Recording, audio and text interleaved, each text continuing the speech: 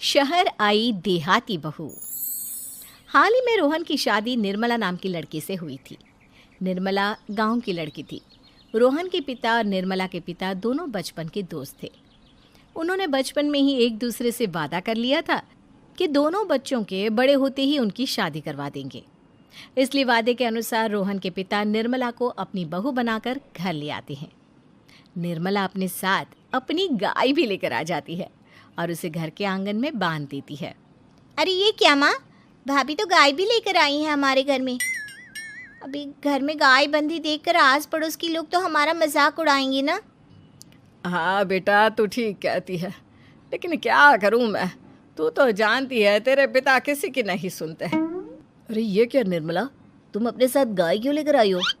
आपके शहर में पैकेट वाला मिलावटी दूध मिलता है ना, लेकिन मुझे तो रोज ताजा दूध पीने की आदत है। गाय लाकर मैंने ना बहुत अच्छा किया है।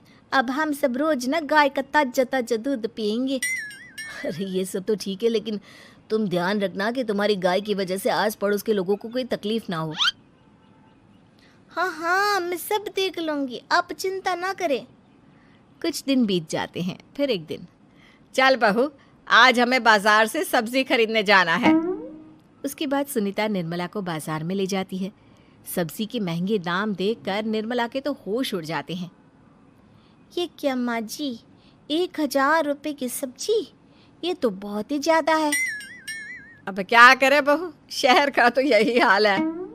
ना ना ना, मैं इस तरह पैसों की बर्बादी बर्दाश्त नहीं कर सकती।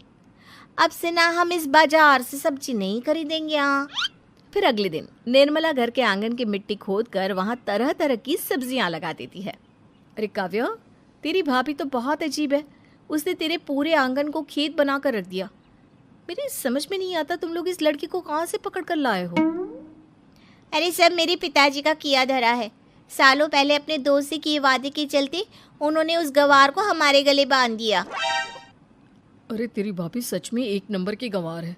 उसे तो ढंग के कपड़े पहनने तक नहीं आते, ऊपर से उसने तेरे घर को गांव का तबेला बनाकर रख दिया है। उन औरतों की बातें सुनकर काव्या को बहुत बुरा लगता है। फिर वो अपने भाई रोहन से इस बात की शिकायत करने लगती है। रोहन निर्मला को समझाने की बहुत कोशिश करता है, लेकिन निर्मला के आगे उसकी एक नहीं चलती। फिर एक दिन रोहन निर्मला को एक शादी में ले जाता है। सभी मेहमान खाना खाने में व्यस्त थे। उधर रोहन भी अपने दोस्तों से गप्पे लड़ाने लगता है। तभी निर्मला तंदूरी चिकन के स्टॉल से ढेर सारे लेग पीस उठाकर अपने पर्स में डालना शुरू कर देती है। घर जाने के बाद इसे फ्रिज में रख दूंगी और कल सुबह मच्छी से खाऊंगी।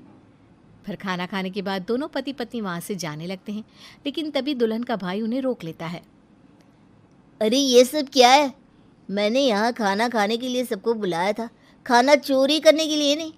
तुमने पर्स में जो चिकन के लेग पीस छुपा रखे ना, चलो बाहर निकालो उन्हें। दुल्हन का भाई फौरन निर्मला से पर्स छीनकर सारे लेग पीस बाहर निकाल लेता है। मैंने इतना खर्चा करके खाने पीने का इंतजाम किया है और तुम हो कि यहाँ से खाना चोरी करके ले जा रही हो? शर्म आनी चाहिए तुम्हें। वहाँ मौजूद सभी लोग निर्मला को भला बुरा कहने लगते हैं। अपनी बेइज्जती होते देख रोहन दुल्हन के भाई से माफ़ी मांगकर निर्मला को घर ले आता है। निर्मला, आज तुमने सबके सामने मेरी नाक कटवा दी। आखिर तुम्हें चिकन के पीस चुराने की ज़रूरत क्या थी? मुझे माफ़ कर दीजिए रोहन जी। दरअसल ना, हमारे गांव में जब भी शादी होती थी तब मैं और मेरी सहेलियाँ इसी तरह शादी से ढेर सारा खाना लेकर आते थे। मुझे नहीं पता था कि मेरी इस गलती से आपकी इतनी बेइज्जती हो जाएगी।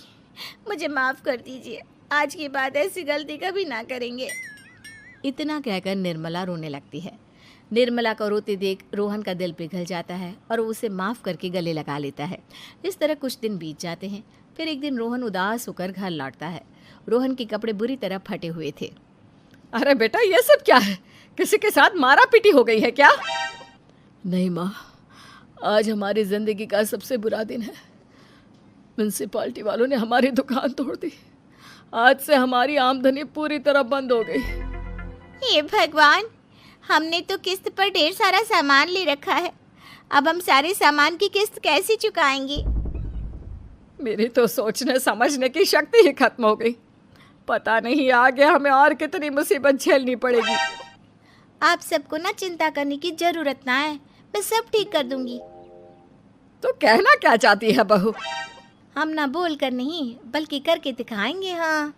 उसके बाद निर्मला अपने पिता को फ़ोन करके गांव से 5 गाय मंगवा लेती है और फिर अगले दिन निर्मला सभी गायों का दूध निकाल कर बड़े बर्तन में भर लेती है।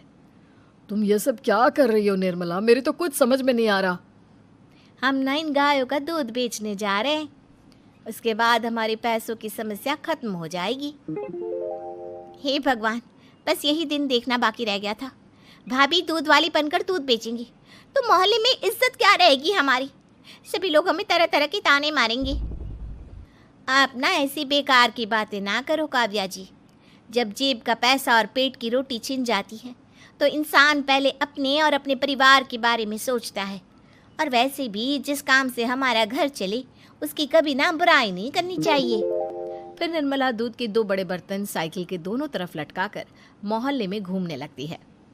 दूध ले लो, दूध, गाय का ताजा ताजा दूध ले लो, बिना मिलावट का शुद्ध दूध ले लो। चलो चलो आओ भाई, जल्दी ले लो। तभी निर्मला के पास कुछ औरतें आती हैं। अरे तुम तो सुनीता की बहू हो ना, तुम इस तरह सड़क पर दूध क्यों बेच रही हो? निर्मला उन दोनों औरतों को अपने घर के हालातों के बारे में सब बता देती है। देखिए, मैंने ना अभी अभी गाय का ताजा दूध निकाला है। आप सब तो रोज पैकेट का दूध पीती हो, आज गाय का ताजा दूध पी कर देखिए, इसकी ना बात ही कुछ और है।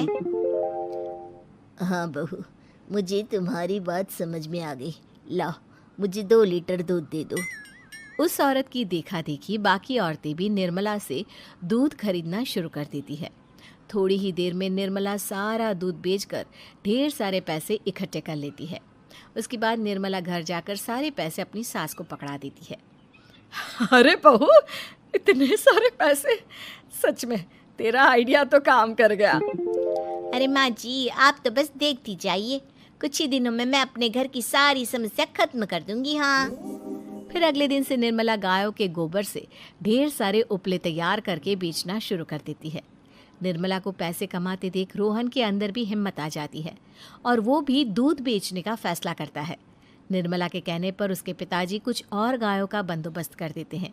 इस तरह दोनों पति पत्नी मिलकर दूध बेचना शुरू कर देते हैं। कुछ ही महीनों में उनका दूध का व्यापार खूब फल फूल जाता है। इसके चलते रोहन एक बड़ी दूध की डेयरी भी खोल लेता है। पिताजी, जब आपने निर्मला से मेरी शादी करवाई थी तब मैं मन ही मन आपको कोसा करता था, लेकिन आज मेरी समझ में आया कि आपका फैसला बिल्कुल सही था। आज अगर निर्मला ना होती तो पता नहीं हमारा क्या हाल होता। हाँ बेटा, तू ठीक कहता है। हमारी बहू ने तो हमें उजड़ने से बचा लिया। भगवान ऐसी बहू सबको दे। इस तरह निर्मला की समझदारी के चलते सब कुछ ठीक हो जाता है और वो सभी हंसी खुशी अपना जीवन जीने लगते हैं।